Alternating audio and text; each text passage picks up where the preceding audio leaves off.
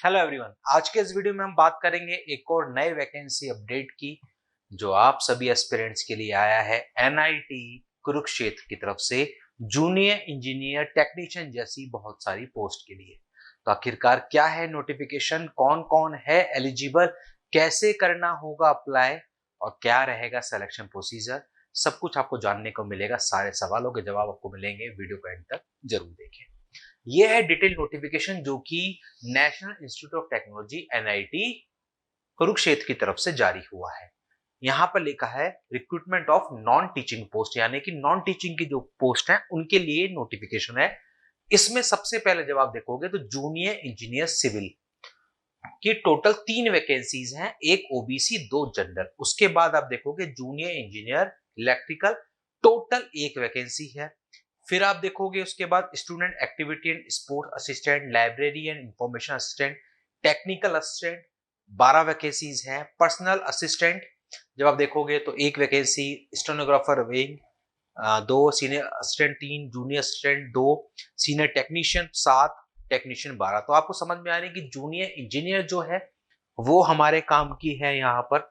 फिर आप देखोगे तो हमारे पास ये टेक्नीशियन की जो पोस्ट हैं ये हमारे यहाँ पर काम की होने वाली हैं, और टेक्निकल असिस्टेंट।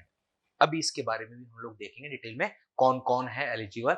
सबसे पहले देखते हैं पे स्केल। तो आप देखोगे ऊपर से लेकर यहाँ तक पर्सनल असिस्टेंट तक ऊपर की 6 पोस्टें हैं, ये सेम सैलरी पर है लेवल 6। उसके बाद आप देखोगे ये लेवल 5 है, और उसके नीचे की ये सारी लेवल 4, और लास्ट वाला टेक्नीशियन लेवल 3 की वैकेंसी है।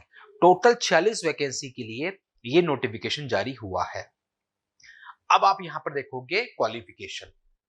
तो सबसे पहले जूनियर इंजीनियर सिविल जिसकी 3 वैकेंसीज हैं, सैलरी पे बैंड ये रहने वाला है। एसेंशियल क्वालिफिकेशन बी बीटेक चाहिए सिविल इंजीनियरिंग में। सिविल इंजीनियरिंग में आपके पास डिग्री होनी चाहिए, या फिर डिप्लोमा भी एलिजिबल है with excellent academic record. Age limit दी है 30 साल, मैक्सिमम एज लिमिट 30 ईयर्स, यानी कि डिग्री डिप्लोमा दोनों यहां पर एलिजिबल रहने वाले हैं। पीरियड ऑफ प्रोबेशन, प्रोबेशन जो पीरियड रहेगा वो 1 साल का रहने वाला है। फिर जूनियर इंजीनियर इलेक्ट्रिकल जिसकी 1 वैकेंसी है, अगेन डिग्री डिप्लोमा दोनों यहां पर एलिजिबल रहने वाले हैं। एज लिमिट वही 30 ईयर्स, मैक्सिमम 1 साल का प्रोबेशन। ये हमारे काम का है नहीं, मतलब कोई भी अप्लाई कर सकता है, टेक्निकल पोस्ट नहीं है। फिर आते हैं टेक्निकल असिस्टेंट में जिसकी 12 वैकेंसी। इसमें भी आप देखोगे ब्रांच वाइज बाइफर्गेशन है। सिविल इंजीनियरिंग की टोटल 3 वैकेंसी है, इलेक्ट्रिकल की 2 है, कंप्यूटर की 1 है। उसके बाद आप देखोगे तो और कोई इंजीनियरिंग की पोस्ट नहीं है इसमें। लेवल 6 का है ये भी। यहां पर भी बी और बीटेक और डिप्लोमा दोनों यहां पर एलिजिबल रहने वाले हैं, ठीक है। और बस, ठीक है, वही सेम लिमिट है, 30 इयर्स रहने वाला है, 1 साल का आपका रहेगा प्रोबेशन। पर्सनल असिस्टेंट भी हमारे काम का नहीं है, स्टेनोग्राफर भी है, टेक्निकल वैकेंसी नहीं है। फिर हम देखते हैं जूनियर असिस्टेंट भी नहीं है। सीनियर टेक्नीशियन ये हमारे काम की है। सीनियर टेक्नीशियन में जब आप देखोगे सिविल इंजीनियरिंग की 1, मैकेनिकल की 1, इलेक्ट्रॉनिक्स एंड कम्युनिकेशन की 2 वैकेंसी है, कंप्यूटर एप्लीकेशन की 1 है, सेंट्रल वर्कशॉप मैकेनिकल इंजीनियरिंग की 1 है, सीसीएन की 1। इस तरीके से टोटल ये वैकेंसी है। साथ यहाँ पर दे रखा है आपको इंजीनियरिंग और कंप्यूटर एप्लीकेशन में।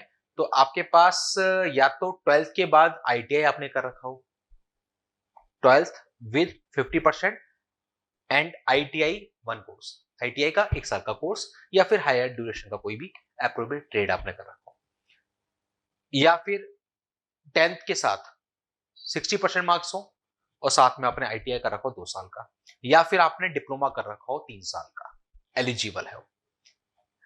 डिजायरेबल ये तो है मिनिमम एलिजिबिलिटी, लेकिन डिजायर्ड जो है वो है बैचलर डिग्री। अगर बैचलर डिग्री है तो काम खत्म, उनको पहले प्रायोरिटी दी जाएगी, है ना। एज लिमिट मैक्सिमम 33 है, वही 1 साल का प्रोबेशन रहने वाला है। उसी के साथ में टेक्नीशियन है जो कि आपकी लेवल 3 की पोस्ट है, और यहां पर भी जब आप देखोगे तो वही सेम एजुकेशन क्वालिफिकेशन रहने वाली है, वही एलिजिबिलिटी रहेगी। पे बैंड में यहां पर फर्क है, और यहां पर डिजायरेबल डिग्री नहीं लिखा है, डिप्लोमा वालों को ही यहां पर प्रायोरिटी दी जाएगी, डिप्लोमा या आईटीआई जिन्होंने कर रखा है उनको। फिर आप इसके बाद देखोगे तो जनरल कंडीशन इसमें दे रखा है कि अगर आप एनआईटी कुरुक्षेत्र के रेगुलर स्टाफ हैं, वहां पर अगर आप हैं तो भी आप इस रिक्रूटमेंट प्रोसेस का हिस्सा बन सकते हैं। उनके लिए ना तो कोई एज का बार होगा ना कोई परसेंटेज का बार होगा, मतलब परसेंटेज और एज का कोई मैटर नहीं करेगा। अगर आप हैं तो डायरेक्टली अप्लाई कर सकते हैं, बस आपकी जो ज्वाइनिंग है वो इससे पहले बात की हो, है ना, बिफोर द डेट ऑफ, ठीक है, इससे पहले का हो। फिर यहां पर इन्होंने देखो एक और चीज दे रखी है, the applicants are required to apply online mode only, सिर्फ और सिर्फ ऑनलाइन मोड में ही अप्लाई आपको करना है, ऑफलाइन कुछ नहीं होगा। एज लिमिट और जो क्वालिफिकेशन होगी उसकी कट ऑफ डेट है last date of submission of application, application की जो लास्ट डेट होगी वही आपकी कट ऑफ डेट होने वाली है एज ऑफ क्वालिफिकेशन की। फिर उन्होंने लिखा है कि जो फीस होगी वो एप्लीकेशन फीस 1000 रुपीज है, जनरल ईडब्ल्यूएस ओबीसी की, और 500 रुपए एससी एसटी और फिजिकल हैंडीकैप, ठीक है। फिर उसके बाद इन्होंने एक और इंपॉर्टेंट पॉइंट कि सबसे पहले आपका होगा सिलेक्शन प्रोसीजर में टेस्ट, एक टेस्ट होगा, उस टेस्ट के मार्क्स के बेसिस पर स्किल टेस्ट होगा, स्किल टेस्ट आपका सिर्फ और सिर्फ क्वालिफाइंग होगा, इसके मार्क्स आगे ऐड ऑन नहीं होंगे, यानी कि जो फाइनल मेरिट लिस्ट बनेगी वो रिटन टेस्ट जो होगा उसी की परफॉर्मेंस के बेसिस पर ही बनने वाली है। स्किल टेस्ट आपको सिर्फ क्वालिफाई करना होगा, ये यहां पर साफ साफ मेंशन है। उसके बाद ये जनरल कंडीशन दे रखी है ईडब्ल्यूएस एससी एसटी वालों के लिए कि एससी एसटी और ईडब्ल्यूएस का जब सर्टिफिकेट लगाएंगे तो उसकी डेफिनेशन क्या होनी चाहिए। एज की जो छूट मिलती है कैटेगरी वाइज वो यहां पर भी आपको मिलेंगी। फिर इसके बाद हम लोग देखते हैं कैसे करना है अप्लाई। अप्लाई करने के लिए आपको ऑफिशियल वेबसाइट www.nitkr.ac.in पर जाना है। 18 अगस्त यानी कि आज से ही फॉर्म स्टार्ट हो रहे हैं और 30 सितंबर तक, 18 अगस्त से लेकर 30 सितंबर तक आप फॉर्म फिल कर सकते हैं। ध्यान रखिएगा, यानी कि एज लिमिट और क्वालिफिकेशन की जो कट ऑफ डेट होगी वो 30 सितंबर रहने वाली है। तो 18 अगस्त से लेकर 30 सितंबर के बीच में आप कर सकते हैं यहां पर अप्लाई। ये हैं वो डॉक्यूमेंट जो आपको सबमिट करने होंगे, ठीक है, ये वो डॉक्यूमेंट्स है। हाँ, यहाँ पर एक चीज और है, अगर आप एक से ज्यादा वैकेंसीज के लिए अप्लाई करना चाहते हैं अप्लाई कर सकते हैं, अलग अलग आपको अप्लाई करना होगा, अलग अलग आपको अप्लाई करना होगा अगर आप एक से ज्यादा वैकेंसीज के लिए अप्लाई करना चाहते हैं तो। इंपॉर्टेंट डेट्स, सबसे पहले यहां पर आप देखोगे ऑनलाइन सबमिशन 18/8, लास्ट डेट जो होगी वो 30 सितंबर है, और हार्ड कॉपी एप्लीकेशन जो आपने फिल किया उसकी हार्ड कॉपी विद डॉक्यूमेंट्स का जो है वो 6 अक्टूबर रहने वाली है। पहले ऑनलाइन एप्लीकेशन फॉर्म आपको फिल करना है, उसके बाद उसका प्रिंट आउट लेके डॉक्यूमेंट्स के साथ आपको सेंड करना है एड्रेस पर, और ये हार्ड कॉपी डॉक्यूमेंट 6 अक्टूबर तक रिसीव हो जाने चाहिए। तो ये है आप सभी के लिए एनआईटी कुरुक्षेत्र की तरफ से एक छोटा सा वैकेंसी अपडेट। आप में से जो भी हैं एलिजिबल कर दें अप्लाई, आज से फॉर्म हो रहे हैं स्टार्ट, 30 सितंबर है लास्ट डेट।